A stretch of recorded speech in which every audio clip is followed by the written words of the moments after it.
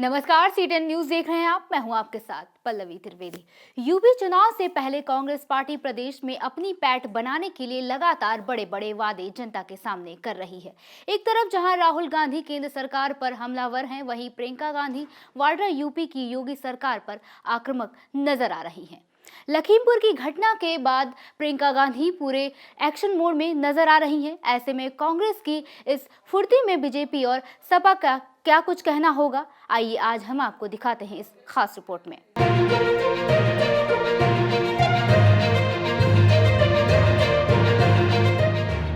चुनाव से पहले कांग्रेस पार्टी ने यूपी की जाति राजनीति से अलग हटकर इस बार जेंडर कार्ड खेला है। यूपी की महिला वोटरों को साधने के लिए कांग्रेस ने 12वीं पास लड़कियों को स्मार्टफोन और ग्रेजुएट पास लड़कियों को स्कूटी देने का ऐलान कर दिया है।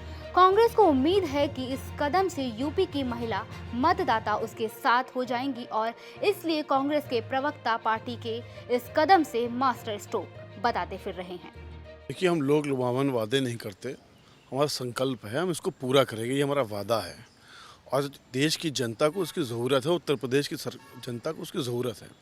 जिस हिसाब से पूरे देश को जनता को भारतीय जनता पार्टी ने पेट्रोल और डीजल के नाम पर लूटा है, जिस तरह से उत्तर प्रदेश अब महिला अपराध में नंबर 1 पे हो गया है, आज समाज के साथ महिलाओं को खड़ा करना है। उसके लिए ज़रूरी है कि महिलाएं कंधे से कंधा मिला के चलें।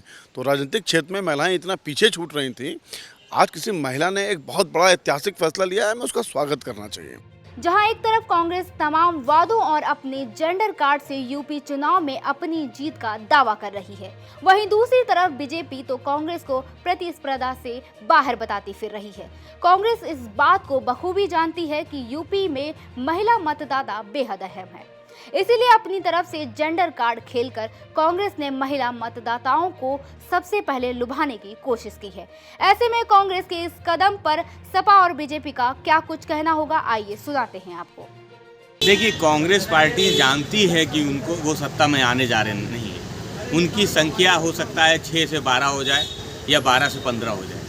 तो जनता से, क्योंकि उनको मालूम है कि उनको सत्ता में नहीं आना, तो सत्ता में नहीं आना तो जनता से वादे भी कर लो, जो भी वादे कर लो उनको पूरा नहीं करना है, क्योंकि जब आपके पास सत्ता होगी नहीं तो आपके पास कहने के लिए होगा कि आपके पास सत्ता नहीं है। वो उत्तर प्रदेश में अपनी खोई हुई ज़मीन तलाश रही हैं। लोग लुभावन वादे करके, मैं समझता हूँ कि कांग्रेस को कुछ उत्तर प्रदेश में मिलने नहीं जा रहा, क्योंकि जनता आज बहुत समझदार है। वो जानती है कि किसको वोट देना है और जनता भारतीय जनता पार्टी को हटाना चाहती है और जनता ये जानती है कि भारतीय जनता पार्टी को कौन हरा सकता है। आप कांग्रेस के पुराने वादों पर, नारों पर एक बार ध्यान डालेंगे तो आपको लगेगा कि कांग्रेस अपने वादों पर खरी नहीं उतरती है। कांग्रेस ने ही इस देश के साथ ये वादा किया था कि कांग्रेस गरीबी हटाएगी। गरीबी हटी क्या? राजीव गांधी ने वादा किया था कि देश से भ्रष्टाचार हटाएंगे। वो कहते थे कि 1 रुपया बेचते हैं तो 85 पैसा बीच में ख़त्म हो जाता है। भ्रष्टाचार हटा क्या? नरसिम्हा राव जी ने कहा था कि हम बाबरी मस्जिद बनाएंगे। बाबरी मस्जिद बनी क्या? तो जिनके नारे, जिनके वादे समय की कसौटी पर खरे नहीं उतरे, देश ने और जनता ने ये देखा है।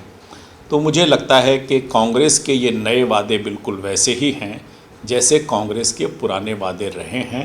घोषणाओं की झाड़ियों के बीच अब ये देखना अहम होगा कि राजनीति दलों के आरोप प्रत्यारोप के बीच चुनाव के मतदाता किस चुनाव चिन्ह का बटन दबाता है और ये लोक लुभाने वाले वादे कितने काम आते हैं। कांग्रेस पार्टी ने लोक लुभावन वादे करना शुरू कर दिया है।